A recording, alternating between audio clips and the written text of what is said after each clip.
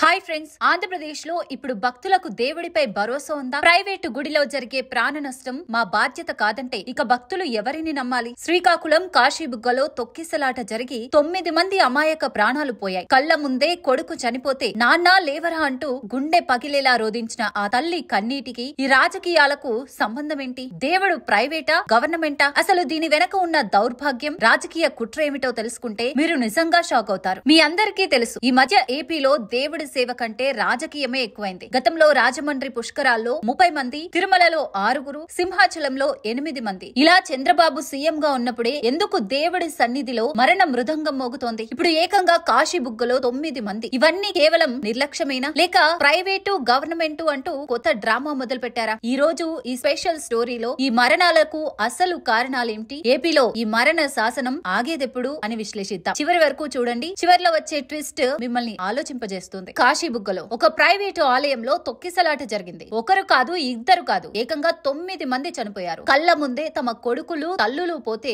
ఆ కుటుంబాల ఆర్తనాదాలు వింటే గుండె తరుక్కుపోతుంది. అయితే అసలు దౌర్భాగ్యం ఇక్కడే మొదలైంది. ఏపీలో కొత్తగా కొలువు తీరిన కూటమి ప్రభుత్వం ఏం చెప్పిందో తెలుసా? ప్రైవేటు ఆలయాల్లో భక్తులకు భరోసా ఇచ్చే బాధ్యత మాది కాదు అని స్వయంగా దేవాదాయ శాఖ మంత్రి ఆనం రామనారాయణ రెడ్డి ప్రకటించారు. ఏంటిది? ప్రైవేటు దేవుడు, గవర్నమెంట్ దేవుడు ఏంటి? రేపొద్దున ప్రభుత్వ ఆసుపత్రులను కూడా ప్రైవేటు పరం చేస్తే జరగకూడనిది ఏమైనా జరిగితే ప్రజారోగ్యం మా బాధ్యత కాదని చేతులు దుడుకుంటారా? బాధ్యత, జవాబుదారీతనం లేని ప్రభుత్వం అని విమర్శలు వెల్లువెత్తడంలో ఆశ్చర్యమేముంది అనే చర్చ ఇప్పుడు రాష్ట్ర ప్రజల్లో మొదలైంది. చంద్రబాబు సీఎం గా ఉన్నప్పుడే ఎందుకు ఇలాంటి దుర్ఘటనలు జరుగుతున్నాయి? 2015 రాజమండ్రి పుష్కరాల తొక్కిసలాటలో 30 మంది ప్రాణాలు కోల్పోయారు. తిరుమల వెంకన్న సన్నిధిలో 6 మంది, సింహాచలంలో 8 మంది చనిపోయారు. ఇవన్నీ కేవలం అదృష్టం, దురదృష్టం కాదు, పూర్తి నిర్లక్ష్యమే అని స్పష్టమవుతోంది. ఒక్క ఘటన జరిగిన తర్వాత కూడా గుణపాఠం నేర్చుకోకపోతే ఎలా? ప్రజల ప్రాణాలను పణంగా పెట్టి తిరుపతిలో, సింహాచలంలో, ఇప్పుడు కాశీబుగ్గలో కారణాలు వెతుకుతూ కాలయాపన తప్ప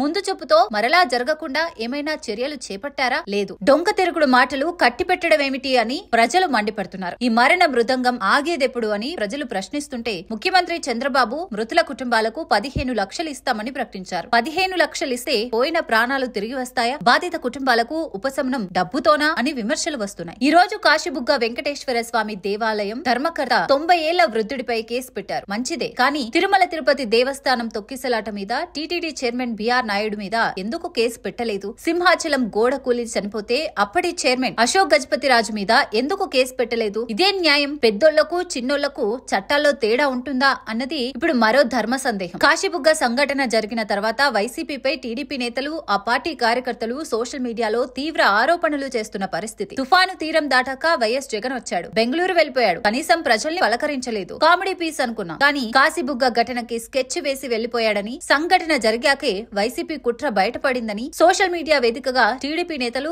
ఆరోపణలు చేస్తున్నారు. కనీసం సిగ్గు శరమేమీ లేదా అని ప్రజలు ప్రశ్నిస్తున్నారు. భక్తులను చంపాలని ఎవరైనా అనుకుంటారా? ఇదేమైనా పద్ధతేనా? ఇంగిత జ్ఞానం లేకుండా ఇలా మాట్లాడితే ఎలా? ప్రతి మరణానికి, ప్రతి వైఫల్యానికి వైసీపీ కుట్ర అంటారా? నిజంగా రాజకీయాల కోసం ఎంత దిగజారారో చూడండి. తిరుపతి, సింహాచలం, కాశీబుగ్గ ఈ మరణ శాసనం ఇక్కడితో ఆగిపోవాలంటే విజనరీ చంద్రబాబు ఇకనైనా ఏం ఆలోచించాల్సిన అవసరం ఉంది? ప్రైవేటు, గవర్నమెంట్ ఆలయం అనే తేడా లేకుండా భక్తుల భద్రతకు ఏపీ ప్రభుత్వం ఏ చర్యలు చేపట్టాలి? ప్రజారోగ్యం మా బాధ్యత కాదని రేపొద్దున చెబితే మీరేం చేస్తారు? ఈ స్పెషల్ స్టోరీపై మీ అభిప్రాయం ఏంటి? ఈ మరణాలకు, రాజకీయ విమర్శలకు అసలు కారణం ఏంటని మీరు భావిస్తున్నారు? కింద కామెంట్లలో మీ అభిప్రాయాన్ని తప్పక తెలియజేయండి. మర్చిపోకుండా మన ఛానల్ ను సబ్స్క్రైబ్ చేసుకోండి. మరో ఆసక్తికర అంశంతో మళ్ళీ కలుద్దాం. Thank you.